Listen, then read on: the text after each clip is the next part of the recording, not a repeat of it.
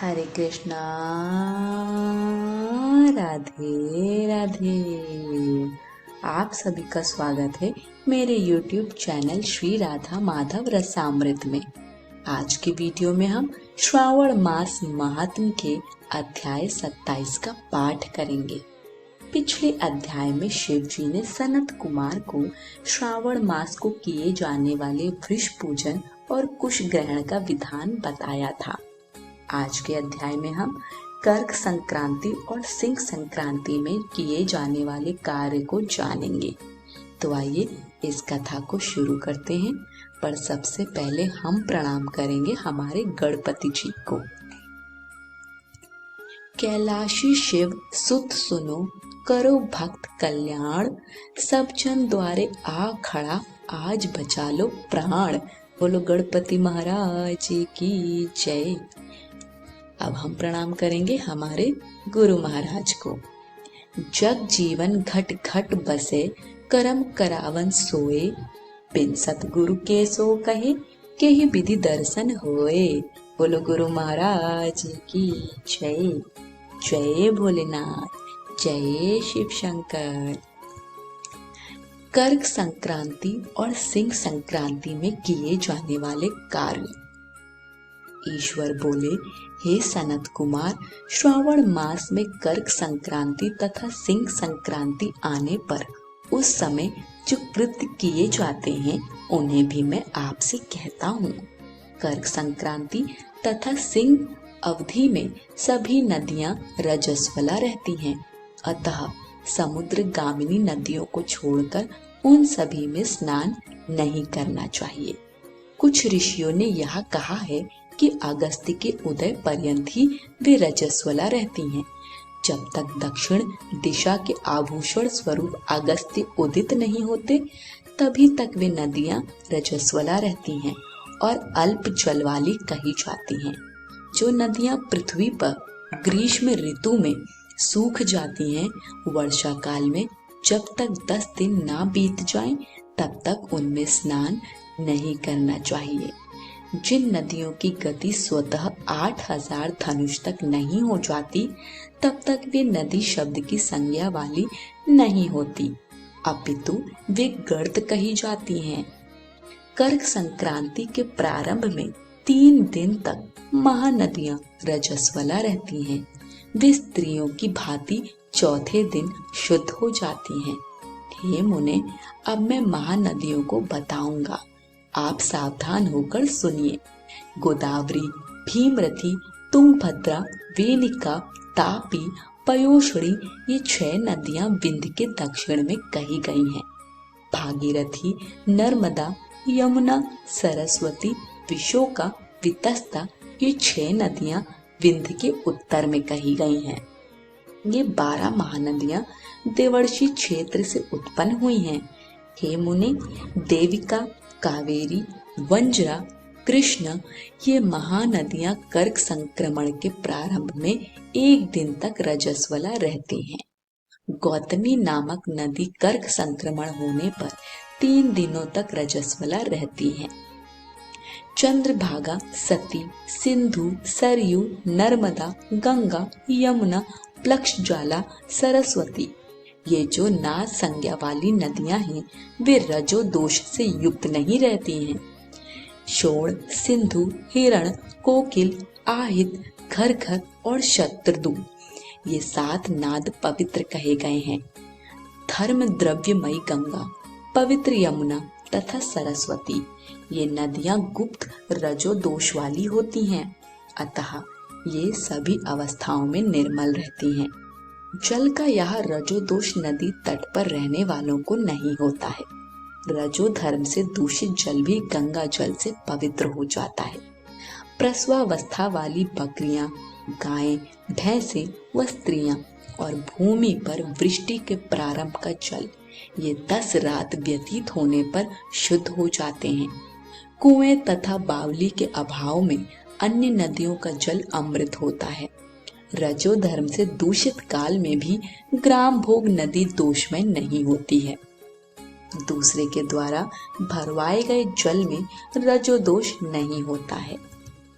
उपाकर्म में, उत्सर्ग कृत्य में, प्रातः काल के स्नान में, विपत्तियों में, सूर्य ग्रहण काल में तथा चंद्र ग्रहण काल में रजोदोष नहीं होता है। हे सनत कुमार, अब मैं सिंह संक्रांति में गो प्रसव के विषय में कहूँगा। सिंह राशि में सूर्य के संक्रमण होने पर यदि गो प्रसव होता है, तब जिसकी गाय प्रसव करती है उसकी मृत्यु 6 महीनों में हो जाती है। मैं इसकी शांति भी बताऊंगा, जिससे सुख प्राप्त होता है। प्रसव करने वाली उस गाय को उसी क्षण ब्राह्मण को दे देना चाहिए। उसके बाद घृत मिश्रित काली सरसों से होम करना चाहिए। इसके बाद व्याहतियों से घृत में सिक्त तिलों की 1008 आहुतियां डालनी चाहिए। उपवास रखकर विप्र को प्रयत्न पूर्वक दक्षिणा देनी चाहिए।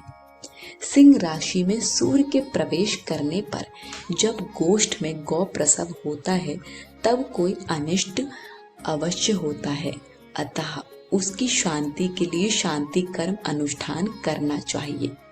अस्य वाम इस सूक्त से तथा तद विष्णु इस मंत्र से तिल तथा घृत से 108 आहुतियां देनी चाहिए और मृत्युंजय मंत्र से 10,000 आहुतियां डालनी चाहिए।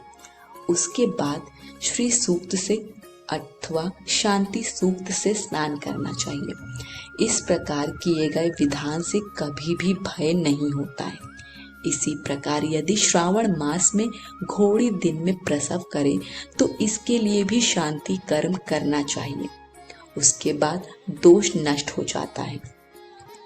हे सनत कुमार, अब मैं कर्क संक्रांति में, सिंह संक्रांति में तथा श्रावण मास में किए जाने वाले शुभप्रद दान का वर्णन करूंगा।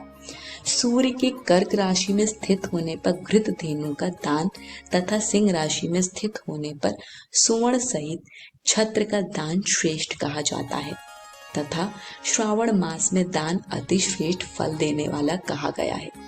भगवान श्रीधर की प्रसन्नता के लिए श्रावण मास में घृत कुंभ, घृत धेनु तथा फल विद्वान ब्राह्मण को प्रदान करने चाहिए।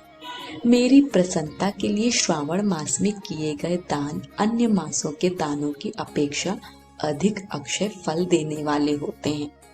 12 महीनों में इसके समान अन्य मास मुझको प्रिय नहीं है। जब श्रावण मास आने को होता है, तब मैं उसकी प्रतीक्षा करता हूँ। जो मनुष्य इस मास में व्रत करता है, वह मुझे परम प्रिय होता है, क्योंकि चंद्रमा ब्राह्मणों के राजा हैं, सूर्य सभी के प्रत्यक्ष देवता हैं। ये दोनों मेरे नेत्र हैं। कर्क तथा सिंह की दोनों संक्रांतियां जिस मास में पड़े, उससे बढ़कर किसका महात्म होगा। जो मनुष्य इस श्रावण मास में पूरे महीने प्रातः काल स्नान करता है, वह 12 महीने के प्रातः स्नान का फल प्राप्त करता है। यदि मनुष्य श्रावण मास में प्रातः स्नान नहीं करता है, तो 12 महीनों में किए गए उसके स्नान का फल निष्फल हो जाता है। हे महादेव, हे दया सिंधु, मैं श्रावण मास में उषा काल में प्रातः स्नान करूंगा। हे प्रभु, मुझे विघ्न रहित कीजिए। प्रातः स्नान करके शिव जी की पूजा करके श्रावण मास की सतकथा का प्रतिदिन भक्ति पूर्वक श्रवण करना चाहिए। बुद्धिमान व्यक्ति इस प्रकार से ही मास व्यतीत करता है। अन्य मासों की प्रवृत्ति पूर्णमासी प्रतिपदा से होती है, किंतु इस मास की प्रवृत्ति अमावस्या की प्रतिपदा से होती है। श्रावण मास की कथा के महात्म का वर्णन भला कौन कर सकता है। इस मास में व्रत, स्नान, कथा श्रवण आदि से जो 7 प्रकार की वंध्या स्त्री होती है, वह भी सुंदर पुत्र प्राप्त करती है। विद्या चाहने वाला विद्या प्राप्त करता है, बल की कामना करने वाले को बल मिल जाता है, रोगी आरोग्य प्राप्त कर लेता है, बंधन में पड़ा हुआ व्यक्ति बंधन से छूट जाता है, धन का अभिलाषी धन को पा लेता है, धर्म के प्रति मनुष्य का अनुराग हो जाता है तथा पत्नी की कामना करने वाला उत्तम पत्नी पाता है। हे मानद, अधिक कहने से क्या प्रयोजन। मनुष्य जो जो चाहता है उसको पा लेता है और मृत्यु के बाद मेरे लोक को पाकर मेरे सानिध्य में आनंद प्राप्त करता है। कथा सुनाने के बाद वस्त्र आभूषण आदि से कथावाचक की विधिवत पूजा करनी चाहिए। जिसने वाचक को संतुष्ट कर दिया उसने मानो मुझ शिव को प्रसन्न कर दिया। श्रावण मास का महात्म्य सुनकर जो वाचक की पूजा नहीं करता, यमराज उसके कानों को छेदते हैं और वह दूसरे जन्म में बहरा होता है। अतः सामर्थ्यानुसार वाचक की पूजा करनी चाहिए। जो मनुष्य उत्तम भक्ति के साथ इस श्रावण मास महात्म्य का पाठ करता है अथवा सुनता है अथवा दूसरों को सुनाता है, उसको अनंत पुण्य की प्राप्ति होती है। इस प्रकार श्री स्कंद पुराण के अंतर्गत ईश्वर सनत कुमार संवाद में श्रावण मास महात्म्य में नदी रजोदोष, सिंह गौ प्रसव, सिंह करकट, श्रावण स्तुति, वाचक पूजा कथन नामक 27वां अध्याय पूर्ण हुआ। आज की कथा यहीं समाप्त होती है। वीडियो पसंद आई हो तो कमेंट बॉक्स में हमें अपना फीडबैक जरूर दीजिए। वीडियो को लाइक शेयर करें और चैनल को सब्सक्राइब करें। सभी को हरे कृष्ण, राधे राधे।